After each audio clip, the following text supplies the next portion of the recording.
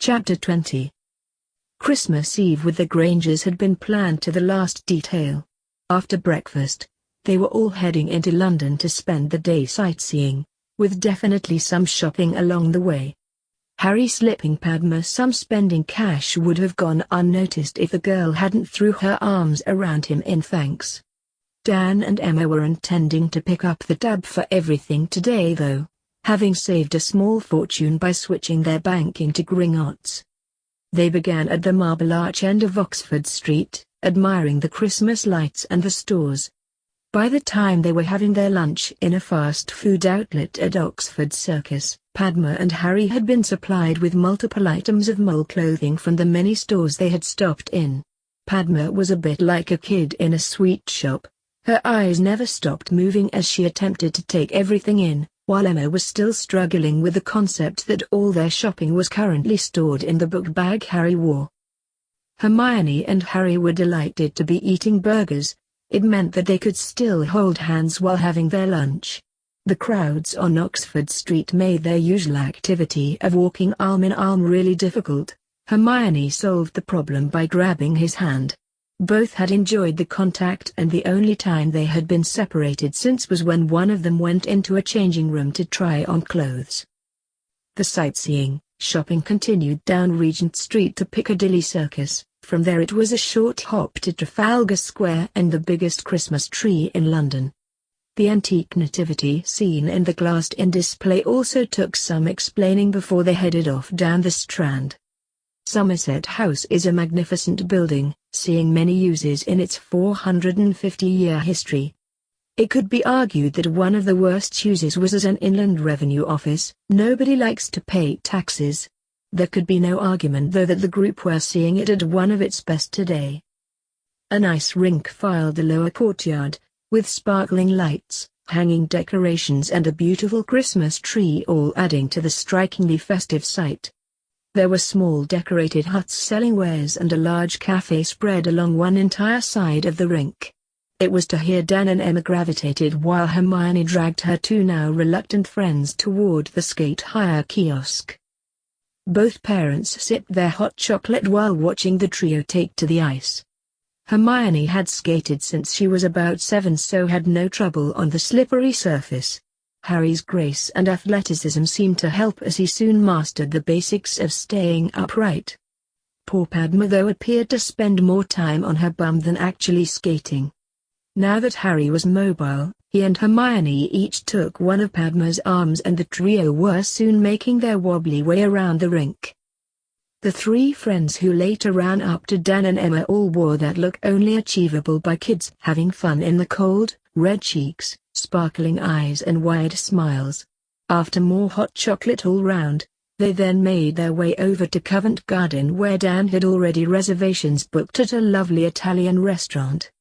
It was a happy and certainly full bunch who caught the train back to Crawley. It was on the train home Hermione asked a question that had just occurred to her. "Mum, Dad, are we going to church tonight?" Emma and Dan had talked this over, and decided to give it a miss. "No honey, with Harry and Padma not celebrating Christmas, we were." Dan never got to say any more as Harry interrupted. "Excuse me, Dan, please don't change your normal celebrations because of us. We would both be delighted to come along, that's if we're allowed." Hermione squeezed his hand, since it was still held in hers. "Everyone's allowed in church, Harry. We usually go to the midnight service on Christmas Eve. Do you really want to come?" It was actually Padma who answered. "I certainly want to go. I hope to experience as much of this way of life as possible." Plans were quickly made to go home and just chill for a few hours before getting ready for church. Hermione was soon advising both her friends what clothes they had bought today would be suitable for the occasion. An occasion they were now all looking forward to. Amelia wasn't looking forward to telling Susan she was going to be working over Christmas. She had really missed her niece since the young witch left for Hogwarts, and was not happy about missing Christmas with her only family. That had also been her dilemma when arranging her response to those photographs. Amelia needed people she could trust at her side but also required the entire situation to be kept ultra quiet. If someone had a spouse and kids, keeping it quiet that they had a mission on Christmas Day would be so much harder to do. Gossip like that would be all over the ministry in no time. This led her to take the potentially dangerous decision of keeping her team small. She was banking heavily on the element of surprise. Amelia had no intention of telling her team of just 4 hours what they were going to be doing, not until they were ready to leave on the actual mission. The head of the D. Emily understood she was putting her career on the line here. Barty would demand, and certainly get, her head on a silver salver if she didn't pull this off properly. They needed to catch Barty Jr. or she was ruined. That the same convicted, and supposedly deceased, Death Eater assisted in placing 2 errors in the permanent spell damage ward of St. Mungo's was all the motivation Amelia needed to undertake this high-risk plan. Frank and Alice Longbottom never got the chance to sit and have dinner with their boy. She fully intended that the Crouch father and son would both pay for their crimes. She had also taken Barchoke's answer to heart and did some quiet digging herself into the trial of Sirius Black. Amelia was astonished to find absolutely nothing. She didn't want to alert anyone until they had both young and old Barty wrapped up, but Amelia certainly intended looking into the matter further once that was achieved. A quiet word with Minerva regarding Barchoke's character had produced a surprisingly positive result. The Hogwarts deputy headmistress' answer of a devoted father who would do anything to help and protect his son was rather unexpected. She needed to know just how Sirius Black fitted into this picture, and exactly what the goblins were actually after. They were making their way home from church, an occasion Harry and Padma had thoroughly enjoyed. I really liked the nativity play, it helped explain things I was struggling with.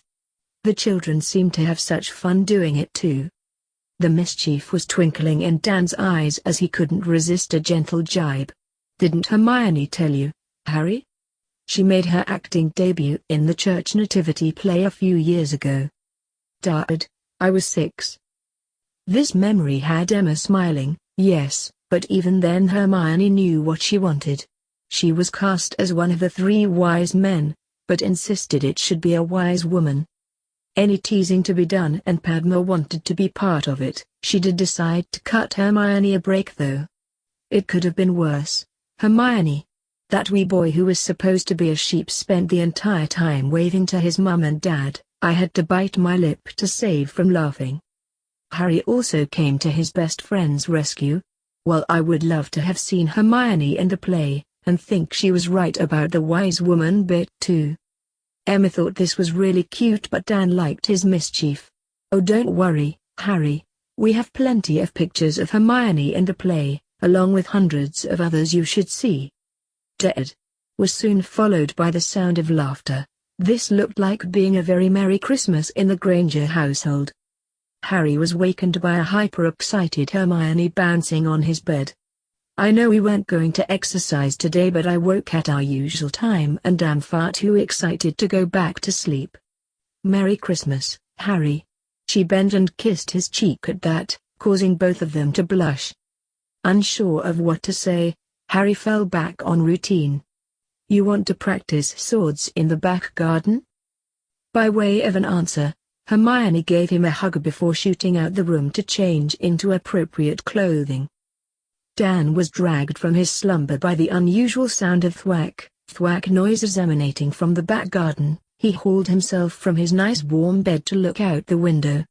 He was still standing there 10 minutes later when his wife's arm snaked around his waist from behind. Her Merry Christmas went unanswered. He couldn't take his eyes off their daughter. I can't believe that's the same girl we sent off to school in September. She seems to have grown so much. Probably because she has, mainly in confidence. I think she's going to grow into an outstanding young woman, with friends who will be there for her throughout the journey. They watched fascinated as the pair swapped between defense and offense, probing for weaknesses in their opponents. Hermione had always been a willing pupil at anything she put her mind to. Watching the concentration on her face as she parried and shielded Harry's attacks was something to behold. It was compulsive viewing and kept both Grangers at the window until they were finished exercising. Now it was time to get breakfast ready before they settled down for presents. Susan was also up early. She wanted to have some time with her aunt before they both had to leave. She was heading over to spend Christmas Day with her best friend. Hannah's parents knew from long experience not to ask too many questions as to why her Aunt Amelia had to go into the ministry today. Harry had told Susan his father wouldn't have used the word urgent if it hadn't been very important. A sense of urgency would be the best way to describe Auntie since her return from Gringotts. The young Hufflepuff had watched with the rest of the class that day Harry had taken down Lucius Malfoy. She had no doubt both Harry and her aunt were on the same side. Susan knew she was being selfish, but she just wished the good guys could at least get Christmas Day off. Surely that wasn't too much to ask. The friends were taking turns passing out the gifts they'd gotten for each other. Padma started the proceedings and Hermione now found herself the proud owner of an ultra-brightly colored Indian silk wrap skirt. Harry received a toy armored knight figure, resplendent on a toy horse. This saw him laugh with pleasure before telling Padma he loved it. Hermione was incredibly nervous over her gift to Harry. "What do you get for your best friend who's the goblin who has everything?" was such a strange request. She was practically unique in facing a problem like this. Harry had unwrapped her present and was now staring at it with an expression she didn't recognize. Hermione couldn't take the suspense anymore and started to babble. "I didn't know what to get you. The clothes seemed too impersonal. Then Professor Snape went and stole my thunder. Do you hate it, Harry?" Hermione had gotten him a lovely shirt and a nice pair of black jeans. It was the book on top though that held all his attention. She'd christened it the Book of Hermione, because that's basically what it was. Here was his best friend in all her glory, from an infant right up until they had their picture taken on the steps of Gringotts. Each picture had at least a paragraph explaining the where, when and what was going on in the picture, all in Hermione's beautiful handwriting. The amount of thought and effort she had clearly lavished on this gift just blew Harry away. He raised his eyes from his gift to see Hermione almost hyperventilating with anxiety. His wide smile soon put a stop to her fretting. "It's fantastic, Hermione. I love it." Padma also really liked her jeans and t-shirt from Hermione before they moved on to Harry's presents. A silver Ravenclaw eagle charm on a chain of the same material was much admired and appreciated by Padma. Emma was oohing and ahhing over the pyramid Harry had given her and Dan, without having the slightest clue what it was. "Oh Mum, that's wonderful. Did you include that memory crystal Professor Hobson showed us, Harry?" "That, and a few others. I thought your Mum and Dad might like to see inside Hogwarts." This earned him a hug from Emma as he nervously waited on Hermione opening her gift. The witch in question was also nervous. The parcel was long and quite heavy. Her hands were shaking as she stripped back the wrapping to reveal a sword. It was a bejeweled work of art that was certainly shorter than Harry's, and Hermione didn't know quite what to say. Padma gave her time to recover. "I'll say this for you, Harry. You have definitely got your own sense of style. Most boys given jewels would have them mounted in a necklace or at least earrings, not embedded into the hilt of a sword. Practical and beautiful at the same time, it fits our Hermione perfectly. She's a friend of our nation and is entitled to wear her own blade. The last non-goblin to own a blade like that was Godric Gryffindor." Hermione had unsheathed her sword and was twirling the weapon around, looking to see if her name was on the blade. It was an embarrassed Harry who answered her unasked question. They wouldn't put an unmarried female's name on the blade, rather wait until her name changed after her wedding. "Harry, it's beautiful and feels amazingly balanced in my hand." Spotting the concerned looks her parents were wearing, Hermione tried to put their minds at rest. "Dad, goblin females learn to use weapons purely so they can defend themselves. They aren't allowed to become warriors or fight in the war." "I am so glad to hear that, Hermione. It's a beautiful gift, but also deadly. I hope you'll be careful with it." As usual, it was Padma who tried to lighten the mood. "I'm now going to have to walk around Hogwarts with two of them carrying swords. I suppose that beats being woken up by listening to them practice first thing in the morning. Can neither of you two give normal a try?" Both her friends smiled at her gentle teasing, knowing that she was deliberately making light of a situation that could have become awkward. Hermione thanked Harry for her gift, before showing her parents how to operate the Goblin Viewer. They were bowled over by the scene from the steps of Gringotts. Barty Crouch was on his knees in front of the fire, talking to Amelia Bones on the flue. Apparently some Bulgarians had been partying and almost started a riot in the leaky cauldron by offering celebratory toasts after one of them cast the dark mark. The problem was they spoke very little English, though one of them managed to communicate enough to claim to be the son of the Bulgarian Minister of Magic. They really needed to interview them before the situation escalated into an international incident. Barty could clearly see Amelia was at home, and her Christmas was being ruined too. He had just agreed to go into the ministry when the window suddenly imploded. Barty whirled around and froze in surprise as Amelia Bones jumped through the shattered frames before firing a stunner at him. "Shaq, go. Your team upstairs while we sweep down here. Tunks, keep that flue connection open and monitor the situation." Amelia and Mad-Eye were in full garb as they rushed through the downstairs portion of the house. For Amelia, arriving in the kitchen and seeing the table set for two was a big boost. The head of the Arrows swiped her hand over each of the chairs and felt elated when it smacked into something solid.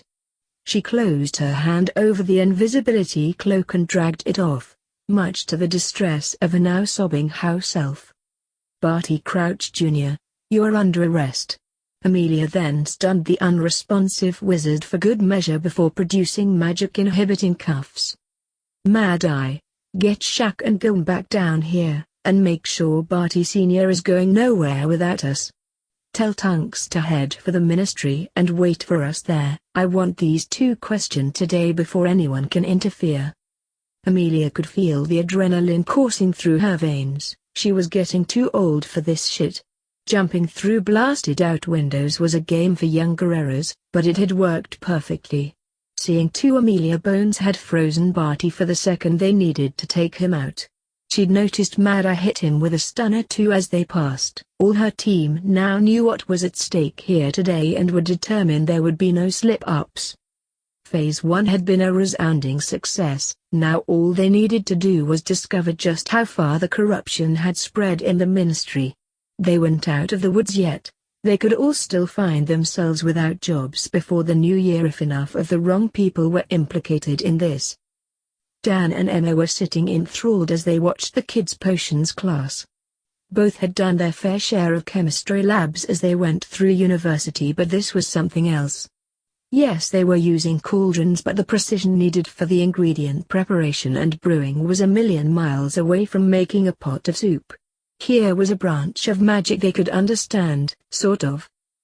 They were interrupted by a couple of Gringotts owls delivering a rather large book that contained details of the Potter properties. This had Hermione really excited. "Oh wonderful, now we can look through your houses and start planning where we want to go this summer." Padma couldn't help but notice the Potter crest on the front of the book. She was also a pureblood and the hat didn't sort her into Ravenclaw for nothing. "Harry, how can you access these? Don't you need to be head of your family first?" The hush that descended with that question worried Padma. "Guys, you know I can keep my mouth shut. This is obviously something you don't want made public." "Padma, you know we trust you, but this just brought up something I hadn't thought of. How to invite you and Neville on holiday with us, without alerting the world that I've taken on my head of house. Does this mean you've made your choice, Harry?" "No, Padma, it just means that I'm the only one who can make that choice. My father didn't want anyone attempting to gain control of me. With the Potter family ring on my finger, that can't happen now." "I won't say a word, Harry." This drew a smile. "I know, Padma, I have no worries about that. Now that you do know, can I have a word with you, in private?" Emma watched as Harry led Padma out into the back garden. Here was her first chance since this morning to talk to her daughter alone. "You okay, love?" "To say the least. A rather unusual present Harry got you." Her daughter smiled back at her. "Not for a goblin, Mum. I know it's easy to forget, but that's who Harry is. His most prized possession is his knife. It never leaves him. Its sheath is charmed to be invisible so you can't see it even when he was his sleeveless tunic on." She glanced over to where Moonlight was lying on his back, amusing himself by swiping at one of the lower baubles on the Christmas tree. "He got my birthday absolutely perfect, and my sword is practically a work of art. Would you like to bet it's worth a small fortune too?" Both had stopped as Dan now joined them in staring out the window. Whatever Harry had said to Padma, she was clearly upset. Harry opening his arms and the now sobbing witch throwing herself into them was puzzling too. It finally hit Hermione just what was happening here. Damn. Hermione, care to enlighten your poor, ignorant parents just what the hell is going on out there? "I'm only guessing, Dad," but Harry told Padma he was head of House Potter, then asked for a quiet word. Whatever that word was, Padma is clearly distraught, though not upset with Harry. Since the girl was currently clinging to him as if her life depended on it, their daughter's analysis was hard to refute. It still didn't tell them anything though. "Please tell us something we don't know, Hermione." "I'm only guessing, Mum, but I think Harry's just told Padma he's turning down the marriage contract her father offered." "What? They're both only 11. "I know, Mum. Purer blood customs means Harry has to deal with the situation as soon as possible, once Padma knew he was head of House Potter. She obviously didn't know her father had offered her hand in marriage. That's barbaric." "It's different from what we believe, Dad, but it's their custom. Don't some male cultures still have arranged marriages today? We come across differences like this all the time between us. Using words like barbaric doesn't help us understand our friend's point of view. I certainly don't want you arranging a husband for me. It doesn't mean I'm going to lose my friends because their parents might do that for them." Hermione felt her mother's arms wrap around her. "When did you get so wise?" "When I was 6, and had to wear that stupid costume." All three smiled at that, and watched the young man comfort his friend in their garden. When he finally led Padma back into the house, she flew right into Hermione's arms and the two girls held each other tightly. "I didn't know, Hermione. I swear I didn't know." "It's okay, Padma, it was easy to see you didn't." Hermione could feel the tension leave her friend at that. "Harry was brilliant with me, Hermione. That could have been really terrible, but he made everything okay. He really is something. Hold on to him." "We'll all hold on to each other, Padma. We're all friends." Harry approached both girls, unsure of how his actions would be received. "Are we okay?" He suddenly found himself with two witches holding on to him. "Of course we are, Harry. Now we can have our Christmas dinner and then figure out where we're all going on holiday this summer, also how to get Padma and Neville the two." "Oh Harry, I just remembered something. My father really wanted to meet you. It makes more sense now, though I can't figure out why he offered me instead of Parvati." The blush on Harry's face told its own story. "He offered betrothal contracts for both of us?" Harry didn't answer that particular question but wasn't fooling anyone. "Providing he doesn't know I'm now head of House Potter, I can refer all matters like that to my father." Emma had a question she was dying to ask, well actually a few questions. Is it customary for the girl not to know that her father had offered a betrothal contract on her? Padma answered as best she could. "I don't really know, Emma. Purer blood society is very male-dominated, and even more so where I come from. My father's word is law in our household. To disobey him would bring shame to our family. At least I now know why he so readily agreed to me coming here." The mother tried not to let her shock show at that. Thankfully Dan appeared as horrified as she was with this news. The Granger household was most certainly a partnership, not a dictatorship.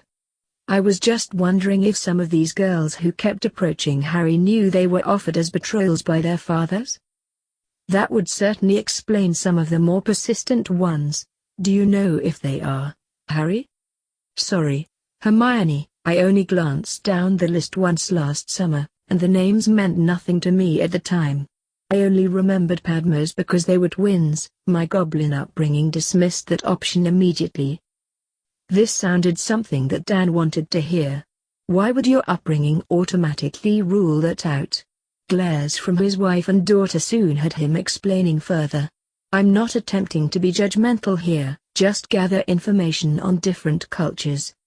Goblins only have one mate, Dan, and that mate is for life. My father's wife died in childbirth, with his baby son passing soon after. He wouldn't even consider taking another wife. No goblin would. This drew a smile from the dentist. Those views are pretty close to the ones we hold, Harry. That was the only reason I asked. Hermione has entered this whole other world where everything appears different. Like you, we're trying to understand as much as we can about those differences. Emma thought the entire day needed rescuing to get back to the fun they were having. One of those differences is Christmas dinner. I'm pleased and also terrified that I'm cooking the first Christmas dinner for both of you. She was laughing at this but still rather nervous. She'd asked Hermione if her friends had any special dietary requirements, only to be told they ate whatever was in front of them. It would soon be time to see if that was true. Cornelius was not a happy minister. Only Amelia telling him that if he didn't come to the ministry immediately, he may not be the minister much longer, got him up from his Christmas dinner. There was no Christmas cheer as he greeted his head of DMLE in her office. Amelia, this better be good or you could find yourself back on an era patrol. Cornelius, if we don't get this right, both of us could be out on our rear by the new year. She handed him one of the pictures Barchoke had supplied, and watched the color drain out his face. Is this genuine? Since I have both of them currently in our cells, the answer would have to be yes. Watching the Minister for Magic panicking was not a pretty sight. We have to contain this, Amelia, it could bring down the ministry. I totally disagree, Minister, containing it could cause us a lot more problems. I was given that picture by a goblin. The goblins have no bearing on this, who cares what they say? The boy who lived, especially since he calls the goblin who gave me this father. After Cornelius had taken a much-needed seat, Amelia explained what they had already discovered. We immediately questioned the prisoners using truth serum. I needed to know who else in the ministry was involved in this. Thankfully, the answer was absolutely no one.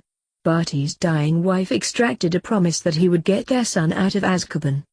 It was her who took her son's place and died in his cell, still under the influence of Polyjuice potion. Barty has since kept his son in line by repeated use of the Imperious Curse. The minister let out a huge sigh of relief. Crouch's guilt was undeniable, and the ministry were mostly in the clear. That was until the obvious question hit him. How and why did this photograph end up in goblin hands? Barchoke told me they were carrying out an investigation into the trial of Sirius Black. I did some quiet digging myself and couldn't discover anything. Questioning Barty gave me the answer. I couldn't find anything because there was nothing to find. Sirius Black was sent to Azkaban without a trial. That wasn't what worried Cornelius, rather the reasons behind the goblin investigation. Did you ask why they were inquiring about Black? I did, and you won't like it any more than I did. Amelia went over to a sideboard in her office and poured a couple of brandies from the decanter she had there. She handed one to Cornelius before giving him the bad news. Sirius Black is Harry Potter's godfather. The minister was grateful for the brandy, it fought off some of the icy chill that had just crept up his spine.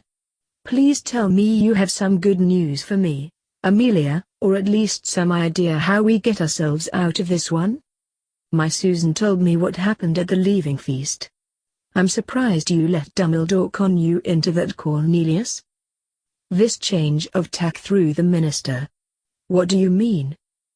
Harry may attend Hogwarts, Cornelius, but we heard from Dumbledore's own lips that the boy will have nothing to do with him. He was trying to use your presence to ingratiate himself with the boy. Harry's answer was predictable to anyone who even slightly knows the lad. It also was no surprise to me that the rest of his yearmates followed him out of the hall, or that he had made provisions for them doing so.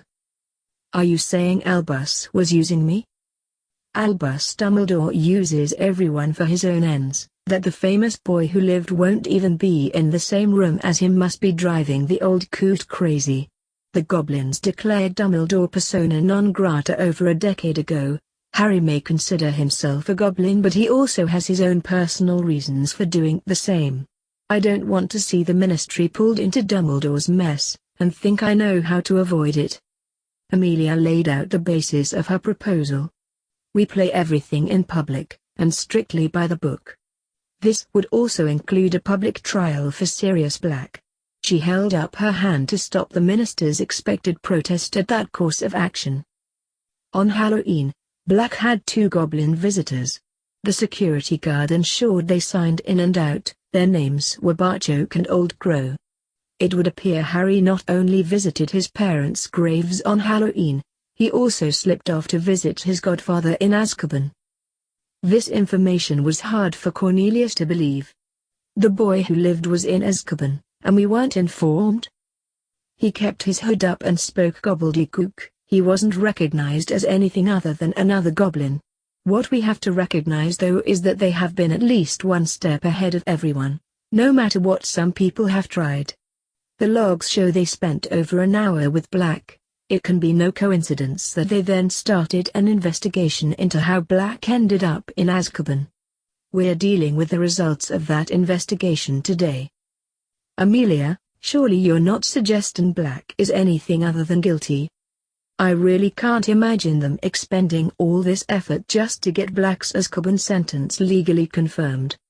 Neither of us had anything to do with him ending up in Azkaban, but we've just been given the perfect opportunity to align your ministry firmly on the boy who lived's good side. You call an emergency meeting of the Wizengamot for tomorrow. I'll get Black and the boy here. Let Harry and his father see justice being done, and whether Black is innocent or guilty doesn't really matter in terms of the ministry's relationship with the boy. It's win-win for us. Cornelius was finally getting it.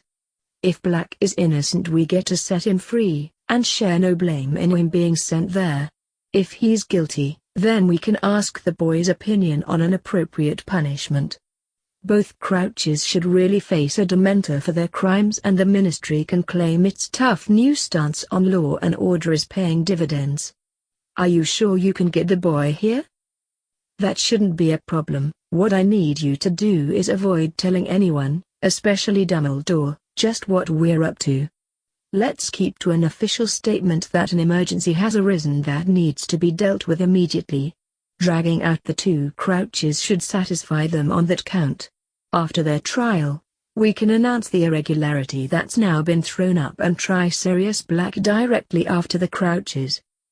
It was a pensive Minister of Magic who agreed to Amelia's proposals. The minimum amount of notice that can be given for an emergency meeting is 2 hours. I'll send out notification first thing in the morning and set the meeting for 10:30. Will you be able to accomplish everything you need to do in that time? Amelia was thinking of sending Shaq and Tunks to Azkaban to collect Black. Mad-Eye and Gil could take it in shifts to sit on the prisoners while she headed for Gringotts. We should manage. I'll leave you to enjoy the rest of your Christmas, Cornelius. It should be quite the Boxing Day. After a lovely dinner, they had all sat around the table and studied the Potter properties. Dan had liberated a giant children's map of the world out the loft and temporarily had it hanging in the dining room. It had once adorned Hermione's bedroom wall in their daughter's younger years. That same witch currently had a handful of color stickers and was placing them on the map at Potter property locations the group really wanted to visit. The problem was, even being really choosy, they already had 6 stickers on the map with about half the book still to go. Harry, I now understand why my father offered both my sister and I as brides. The Patils would be classed as quite well off, but Merlin, This is something else. The extent of the Potter wealth has never been made public, always only hinted at. Seeing proof of it here is kinda overwhelming. No wonder there's a lot more betrayal contracts with your name on them out there. This was confusing to Emma. Is it really all about wealth, Padma? Well, to my father, he values breeding, power and wealth. The Potters are an ancient, respected family. That gives them a lot of power, without even taking into account their incredible wealth. People like Malfoy want you to lick their boots and acknowledge them as your betters, yet they couldn't muster even a tenth of what Harry would seem to have available. The boy in question was actually getting embarrassed at the way the conversation was turning, and attempted to change it back to happier subjects. Let's leave purer blood politics out of it tonight, Padma. I'm having too much fun looking through things my family own. My mum and dad might even have visited some of these. Now who wants to vote on a private island in the Maldives? Emma's hand was actually shaking as she pulled the book over toward her to see this one better. Hermione was already putting a sticker over the islands on the map. Everyone halted what they were doing as there was a knock at the kitchen door. Dan left but was soon back with Barchoke. It was greetings all round before the goblin got down to business. Harry, we're going to see your godfather tomorrow morning. Hermione was soon at Harry's side with her arm around him and her head resting on his shoulder. Even the thought of you visiting Azkaban scares the life out me, Harry. Barchoke gave a deep, throaty chuckle. Don't worry, Hermione, we're not going anywhere near Azkaban. Harry and I are heading for the Ministry of Magic. Sirius has a trial in front of the Wizengamot tomorrow. A loud whoop from Harry saw Hermione hoisted into the air, and also earned a comment from Padma. Okay, forget all about giving Normal a try. How about letting me in on what's going on? Christmas Day was just like all the other days of the year for the inmates of Azkaban. Festive was not a word that could ever be used to describe the atmosphere on the island. There was also a distinct lack of cheer. All that was about to change for one inmate. The cell door opened and Senior Shacklebolt performed his duty. Sirius Black, you're coming with us. You will be tried for your crimes in front of the entire Wizengamot, and under the influence of truth serum, tomorrow morning. The haggard figure's reply was somewhat unexpected. About bloody time. I'm glad you enjoyed that video/gameplay. Just remember to hit that like button, subscribe to the channel, and leave a comment down below. Until next time, goodbye!